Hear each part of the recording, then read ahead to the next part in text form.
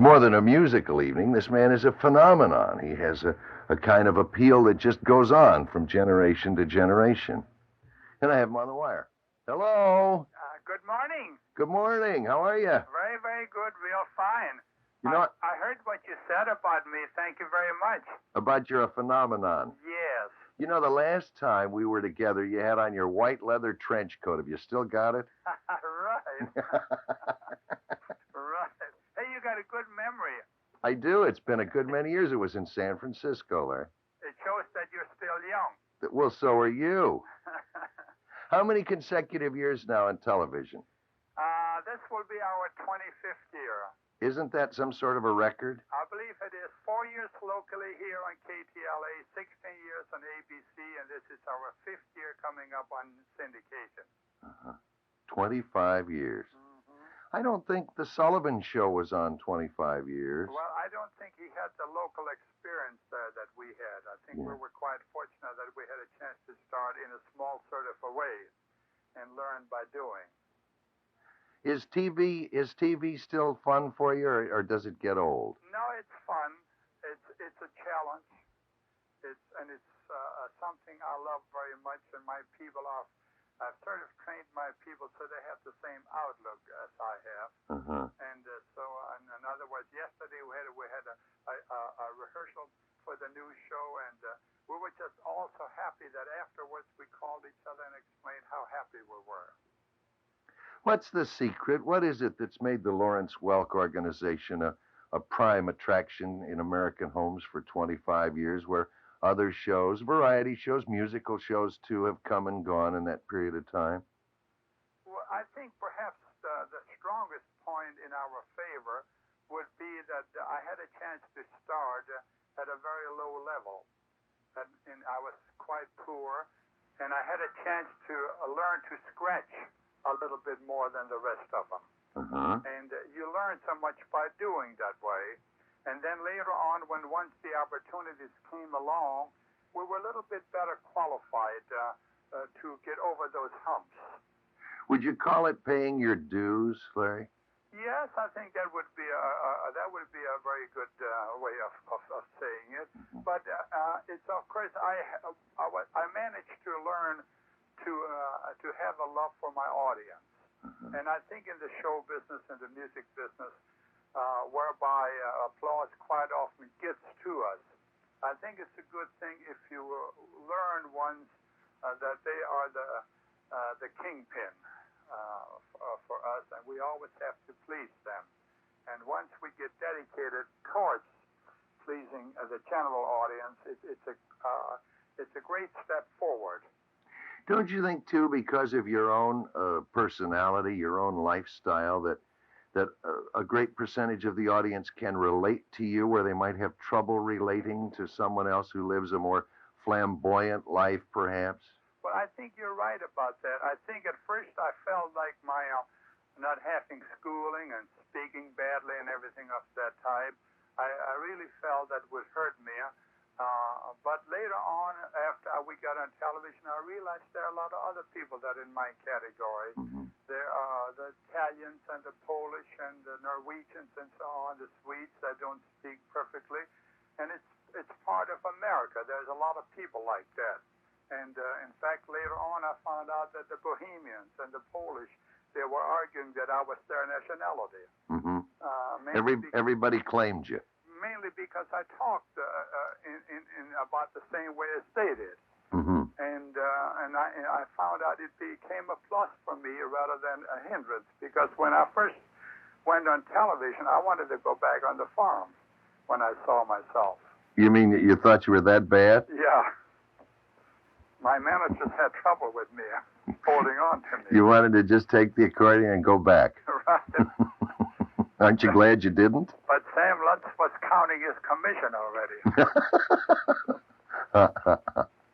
What about all the young people that the Welk Show has started? My heavens, it's a list as long as your arm of young entertainers who started out on the show. And that turned out to be a hobby of mine. And this hobby is becoming extremely valuable. Right now, I have the Szymanski sisters here with me right now. Mm-hmm. They're going to sing tomorrow night for the junior achievement people. Mm-hmm. And they are, the ages are from 7 to 18. And although they are new and have much to learn, it looks like the potential is going to be very great for them. And what we have is sort of a training program. We train our own people. And then along with training them, we also share our business with them without them having to make an investment in our company. I don't know what you mean by share your business. Well, what it is, it's the same thing as if they would come in and buy into my company, but they don't have to do that. They receive the sharing of the company, of the profits, by just their good works that they do. Mm-hmm. And each one can work. They're not all treated alike. It's not like the government where they're treated alike. They earn in proportion to their potential and their good works. Mm-hmm. And this system has developed our people tremendously. Just beautiful.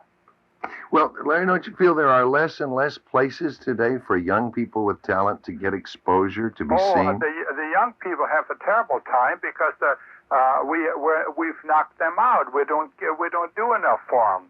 In other words, what we actually do with the young people, we create laws that they have to pay them, say $1.60 or $2 to work before they know how to work. Mm-hmm. That's a bad thing for them.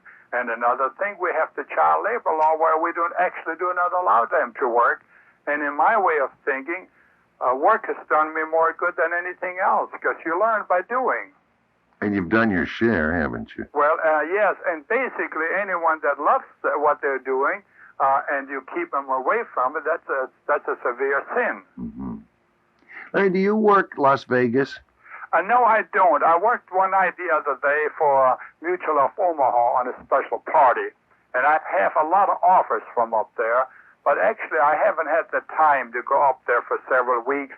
We just work one nightclub, and that's at Lake Tahoe. We work at Harris up there, and the reason we have taken that because it's kind of a family type of a place, mm-hmm. and we call it a vacation. We go up to the lake and do a lot of golfing and so on for 3 weeks every year. Mm-hmm. But I've never played Las Vegas. It seems to me that entertainment gets more adult as the years go by, and I wonder if you notice any difference in your audience.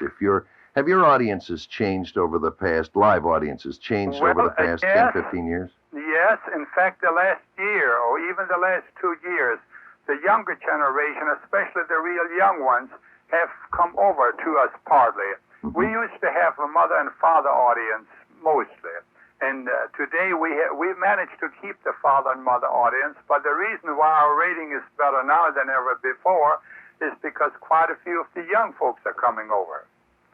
Do you think that there's an appeal to young people today for the more melodic approach to music and the touch dancing of the 40s and 50s and so on? Right. I really feel that if the musicians today would play in the vein of what the big bands used to play, where they would play in sections and big band, I really believe the big bands would come back today more than ever before.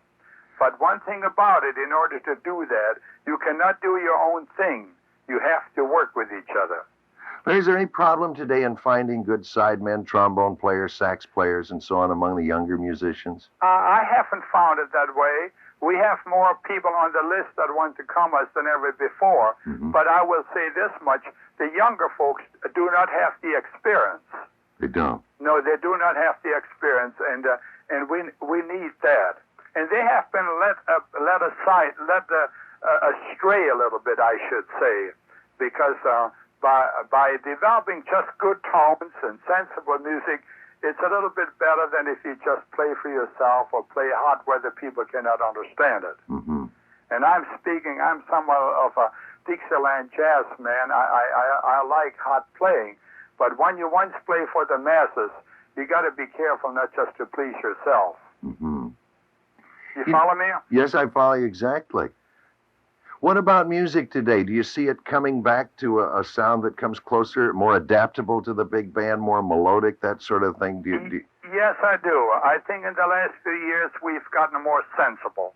I think for a little while we went through a few years that I couldn't hardly use any of the newer songs. Yeah. Today we use more newer songs than ever before, and our audience accept them very well. Larry, in the past, it seems like there are about 10 people that impressionists always do. They always used to do Jimmy Cagney, and they used to do Ed Sullivan, and they always used to do Lawrence Welk. Wonderful, wonderful. Stan Freberg did a delightful thing. Right. Has that to you been a pleasurable thing, or has it ever hurt? It's been kind of a fun thing for me. I'm so happy that I live in a country where they can do that. And of course, as you know, to make the truth come forward here at this statement, as you know, I called my two books a one and a two, and the other one wonderful, wonderful. Even spelled it that way. Yes.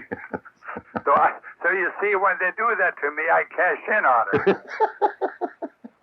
You laugh all the way to the bank. Right. Hey, what about the future? Are you looking just ahead to more years of performing? Are you thinking about slowing down? Are you thinking about giving it up, maybe? Well, I really, the problem with me is, and my wife is kind of giving me a hard time about this whole thing, because I promised her I would retire at 65. Now at 72, she said the other day, she says, Lawrence, I'm about ready to give up on you. Are you 72 years old? Right, uh-huh. Oh, but we're planning quite a lot of things for the bicentennial. Yeah. There's a possibility we may even do a movie if we can work it out. There's a new system out now where you can take a television show and turn it over and transfer it into film. Mm-hmm. And if that works out, I may do a movie. And then if that works out, I may do a world tour with the band. So it doesn't really sound like retirement is right around the corner. Larry, do you take good care of yourself? Are you careful about your diet? Do you not smoke? Yeah. Do you not drink? That sort of thing? Yes, I am. My wife is a nurse. Mm-hmm. Yeah, Fern is a nurse, and she's been a great help to me because she's very strict with me in the diet and what we eat. I always have to eat so I get all the ingredients that a person needs. Mm-hmm. And I swim every morning. I'm on the golf course a lot. I'm in a tournament this afternoon. And if my health holds up good, I may stick around for a little bit. It sounds like you're doing better than I am. Am I going to have the pleasure to see you when I come down there? Absolutely. You're going to be at Kiel Auditorium. Is the date the 24th? I believe that's right. Saturday the 24th. I believe that is right, yes. And will you do something for me? You name it. Come by my dressing room. I will. I promise I will. You sound a man that knows so much about my business. I want to chat with you and visit with you. I will see you the night of the 24th, I promise. Another thing I'd like to have you do, I'd like to bring you on the stage and maybe have you dance with some of our pretty girls. My mother's in town visiting. I don't know whether she'd like. You're not a mother's boy anymore. You can get away long enough to dance with a girl. Bring her along, by the way. Well, if you'll dance with my mother, I'll dance with one of the pretty girls. Okay, very good. All right. Larry, thank you. Good luck in the tournament this afternoon. You're wonderful, wonderful. You're wonderful, wonderful. We'll see you the 24th at Kiel Auditorium. Very good. Thank you. Bye-bye. That's Lawrence Welk, 72 years old. That's hard to believe. 72 years old, and he's going to make a movie and a world tour, and he's going to have a few other things going. And only in America, really, I don't mean to get corny, but only in America, a young fella with no education, as he admits, multi-millionaire today, fantastic following, successful career, only in America. He's an amazing man. In person at Kiel, Saturday the 24th.